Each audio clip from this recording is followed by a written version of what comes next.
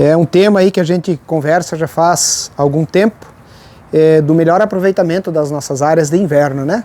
Imagino que alguém já tenha falado para vocês que menos de 25% das áreas cultivadas aqui do nosso estado e da região sul são utilizadas para cultivo de alguma cultura que possa resultar em retorno econômico, né?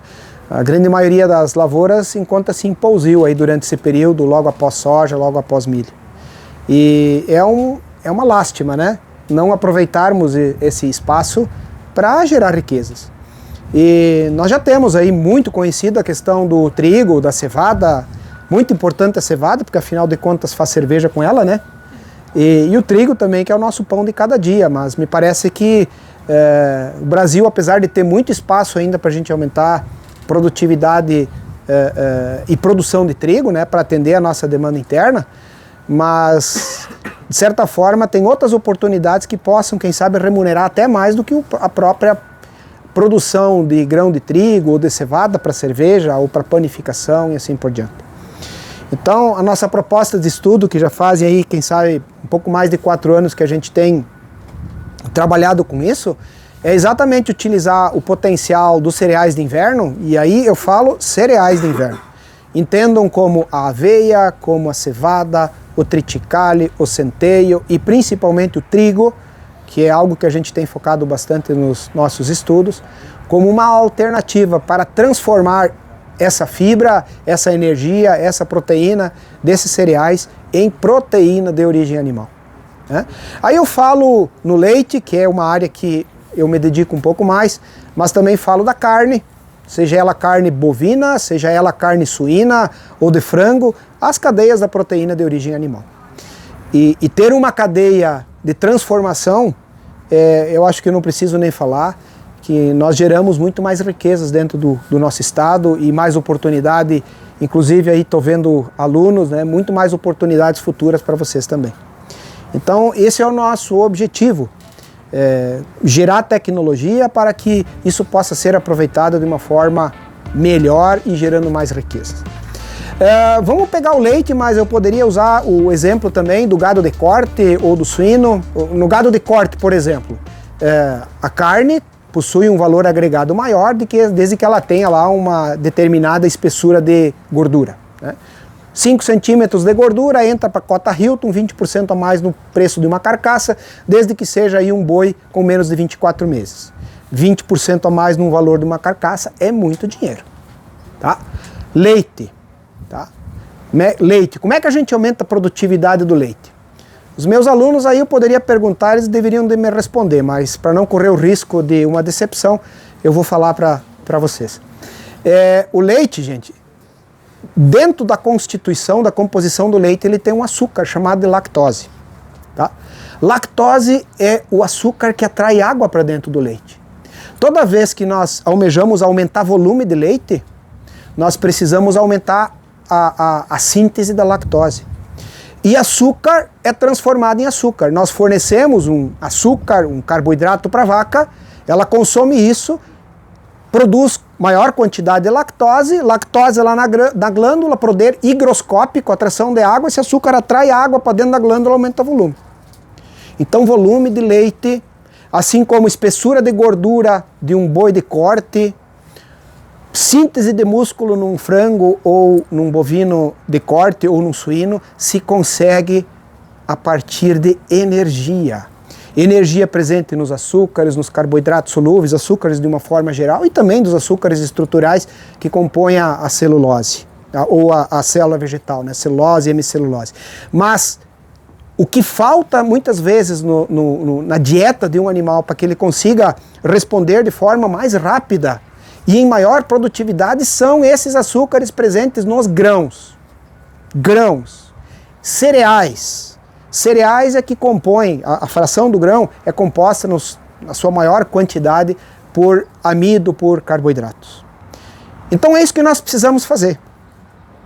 Precisamos armazenar energia dentro da fazenda para fornecer para esses animais poder responder em maior produtividade. Seja ela no milho, que é o que nós tradicionalmente utilizamos, mas nós precisamos mudar um pouquinho, nós precisamos incrementar com grãos de cereais de inverno que têm o mesmo potencial do milho e que hoje praticamente são muito pouco utilizados.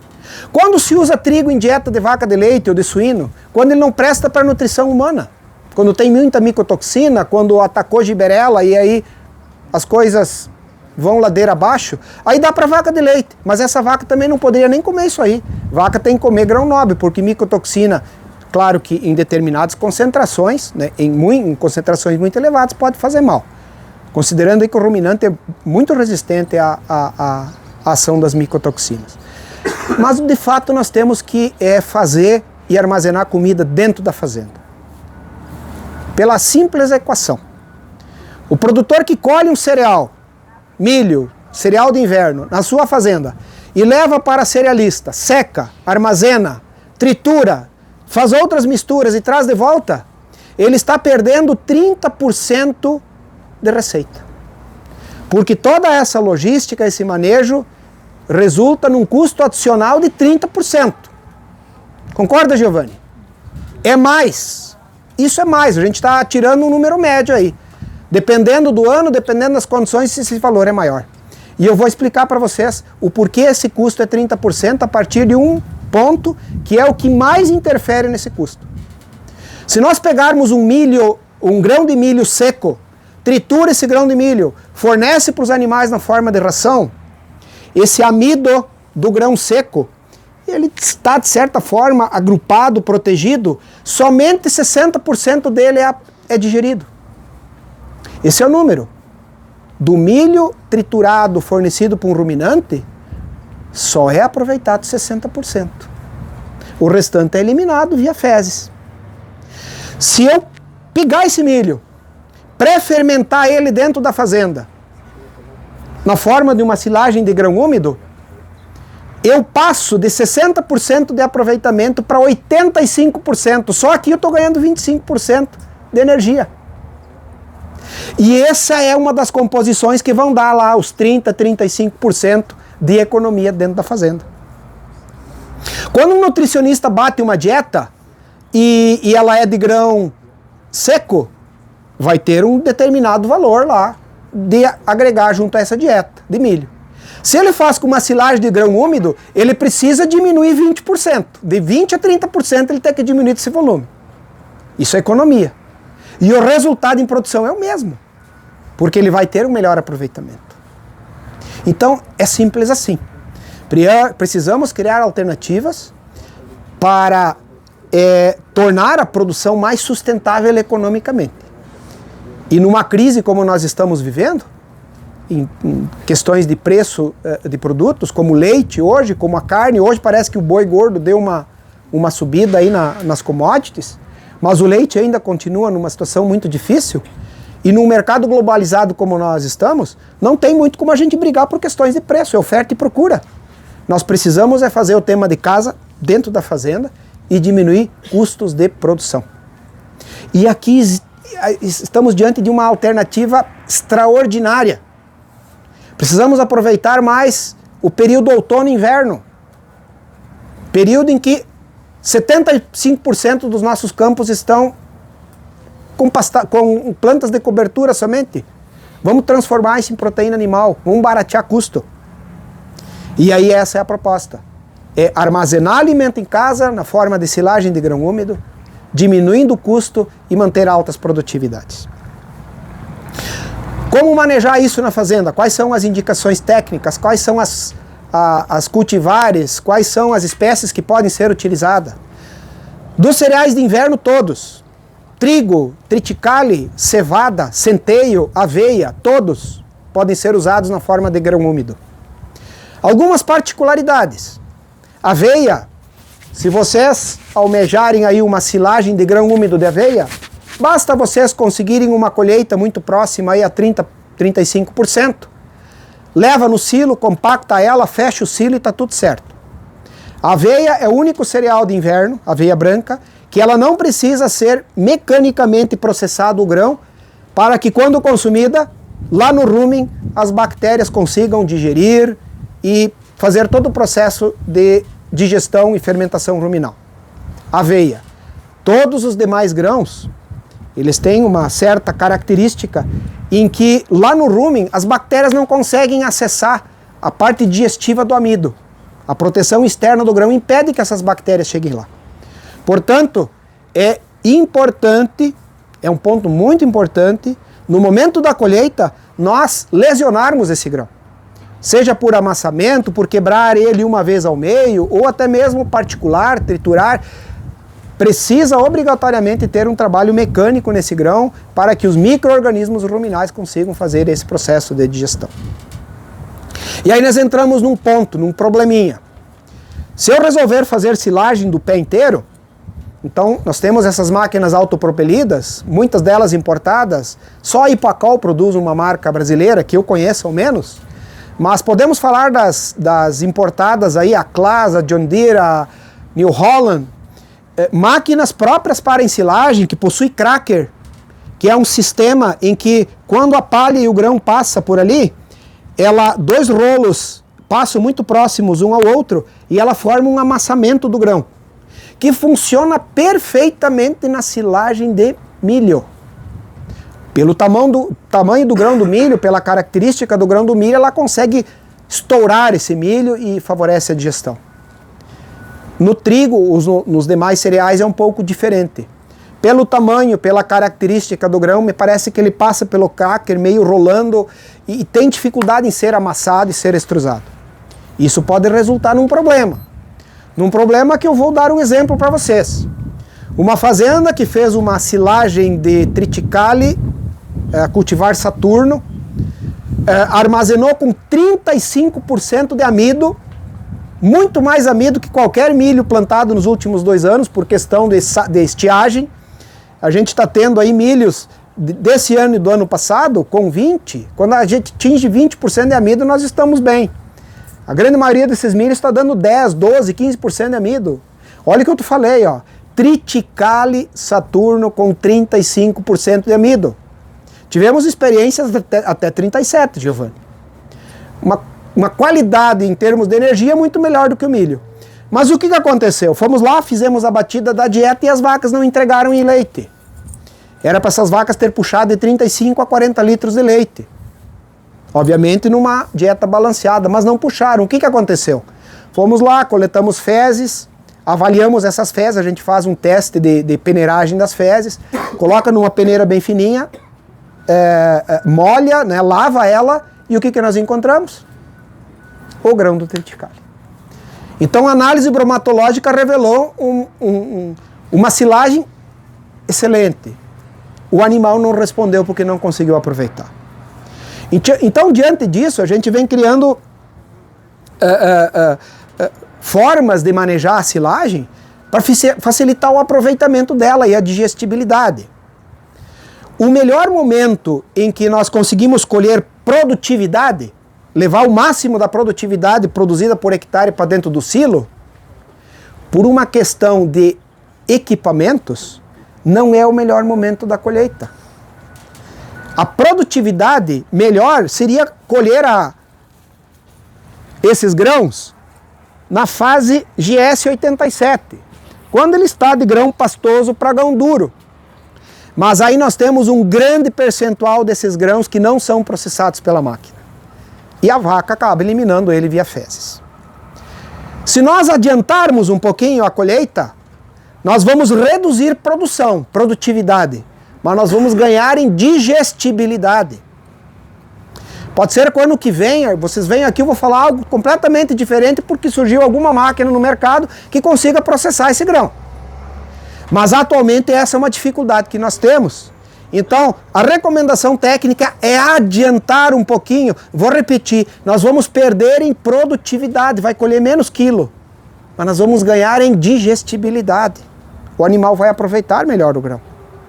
Então, a recomendação que a gente tem observado que funciona bem é ensilar um pouco antes, na fase de grão pastoso ou mole, ou na fase início de grão pastoso.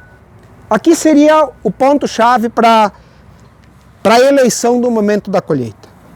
E aí um ponto importantíssimo. Essas fases mudam muito rapidamente no trigo. Giovanni, domingo eu olhei com o meu irmão uma lavoura, ela estava aqui. Hoje ele me manda uma foto, um vídeo, já está aqui, ó. De domingo para hoje, que é quinta. Tem que entrar a máquina amanhã. Aqui eu já vou perder. Então, é melhor tu fazer aqui e perder bastante volume?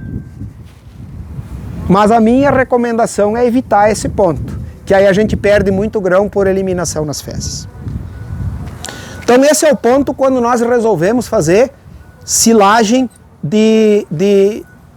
do pé inteiro, ou então uma silagem com mais valor energético, quando da mesma forma, com o mesmo equipamento e com o mesmo ponto de corte, vamos decidir aumentar a altura de corte.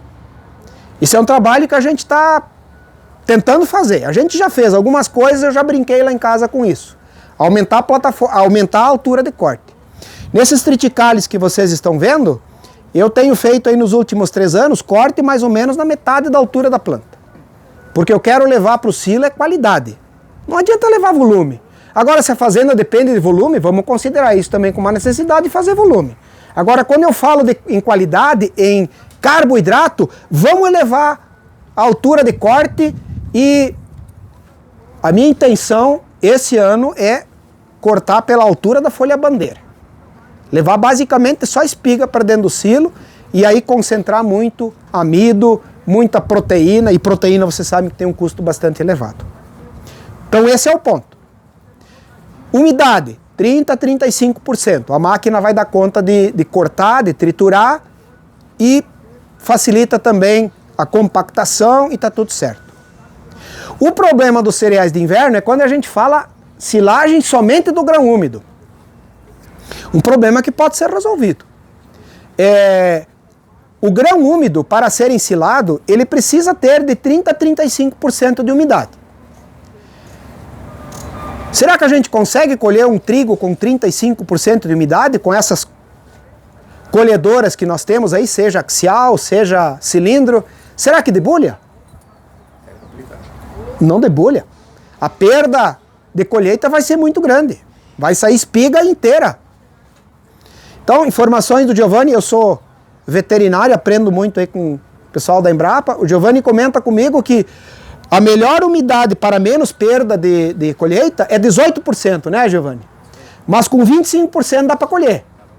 Dá para colher e debulha. A gente consegue um bom índice de colheita. Colhe com 25, colhe com 18, colhe com 15. Mas e daí, professor? Molha. Joga água para dentro. E como é que tritura isso?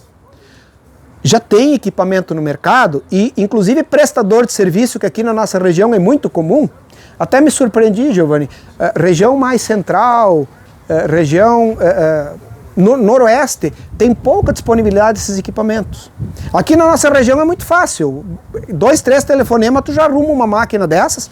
O prestador leva a máquina, tu coloca o trator, ou ele traz o trator, joga o grão lá dentro, tritura e embolsa. Forma aquele silo tripa. Aqui é conhecido como silo tripa ou silo bolsa. Sai trituradinho, sai prontinho. O que nós precisamos é equilibrar o teor de água, de umidade, para que ele consiga ter um bom processo de fermentação, que consiga quebrar algumas barreiras químicas do grão e que esse grão possa chegar lá ao animal com 80, 85, 90% de digestibilidade. E aí é só adequar a dieta, uma dieta equilibrada em fibra, precisa de fibra, energia fundamental para a produtividade, proteína, minerais e conseguir altas produções. Algumas questões, alguns cuidados com relação à acidose ruminal, mas aí o técnico que atende certamente pode resolver esse problema, né, de forma preventiva. Trigo, triticale, pode entrar com 75%, 50% do valor energético da dieta, substituindo o milho. E eu acho que é uma bela, acho não, tenho certeza, é uma bela oportunidade de usarmos estrategicamente períodos em que o solo muitas vezes está descoberto, armazenar um alimento de extraordinária qualidade dentro da fazenda e conseguirmos mais rentabilidade. Passo para Manu. Quer comentar um pouquinho sobre as aristas? Ah, muito bem. Isso aqui tem nos causado surpresa quando alguns falam que isso aqui faz mal para ruminante. Eu tive aula com o professor Renato Fontanelli, pesquisador aqui da Embrapa, mais de 20 anos, vamos deixar para assim, né? E desde lá, nossa família sempre teve produção leiteira, eu sempre fiz silagem de milho, silagem de trigo aristado. Na época, depois surgiu o umbu, nós colhia trigo aristado e eu nunca vi problema nas minhas vacas. E assim como em várias outras propriedades que faziam silagem de trigo aristado, nunca se ouviu problema nas vacas, até que alguém me diz que isso aqui não pode ser dado para a vaca porque causa lesão. Numa ocasião, enquanto o Giovanni, professor Bondan, o que tu me diz? Dá lesão ou não? Não falei isso aí para ti? Eu faz 20 anos que faço silagem de trigo, nunca tive problema. Mas alguém disse que isso aqui dá problema. Não dá, gente. Tá? Experiência prática, isso aqui não dá problema. Mas não bastasse isso, o Giovanni e cadê a jornalista? Não está mais aqui? Ela disse, não adianta você dizer, tem que provar. Vamos provar então. Foi antes da pandemia. O Giovanni, foi na pandemia. O Giovanni conseguiu uma fazenda em que as vacas faziam mais de 60 dias que comiam isso aqui. Pegamos um endoscópio ali no hospital, o mesmo endoscópio humano, fomos lá e fizemos uma endoscopia na vaca, vamos ver quanta lesão tem na boca, esôfago, fundo de boca. Nada. Não encontramos nada. Daí o Giovanni me pergunta, tá provado? Eu disse, cara, o N é pequeno. Sabe que pesquisa tem o tal do N, que tem que ter mais número de observações? Aí o Giovanni, então tem um melhor para nós fazer. Vamos para Guarapuava, no frigorífico Aliança. Lá os bois comem 120 dias silagem de triticale e depois vamos para o abate. Eu disse, perfeito, lá nós vamos lá na linha de abate, eu vou olhar a boca, aí eu vou olhar visualmente, nem com equipamento, né? Olho nu. Vamos olhar a boca, vamos olhar fundo de boca, vamos olhar a glote, vamos olhar esôfago e, se possível, olhamos rumen. Fomos eu, professor Renato, lá. Não encontramos nada. Então, até que alguém nos prove ao contrário, nos mostre um artigo, alguém que pesquisou, para mim isso aqui não tem problema. Não faz mal, pode fornecer. Até porque, se nós colhermos a planta inteira, isso aqui representa 1,5% de todo o conteúdo que tem no trigo. Então, isso aqui é a representação. Como eu já disse, eu normalmente triticale, eu uso muito triticale na silagem, eu corto pela metade, isso aqui representa de 2,5% a 5%. E nunca vi fazer mal. Certamente, se eu cortar, e esse ano eu pretendo cortar na altura da folha bandeira, eu vou concentrar, porque eu estou levantando, a proporção de arista vai aumentar. Não tem problema, porque se eu aumentar o corte, eu vou concentrar amido. Amido eu tenho um limite para dar. Se eu fornecer muito amido, vai dar acidose nas vacas. Eu estimo, né, pelos meus cálculos, se eu cortar lá em cima na folha bandeira, o máximo desse conteúdo que eu posso fornecer numa dieta total para a vaca é 20%. E desses 20% de uma dieta total, vamos supor que isso aqui representa 10%, vai voltar para os 1%, 2%, que a gente já tem provas o suficiente que isso aqui não causa prejuízo para a vaca.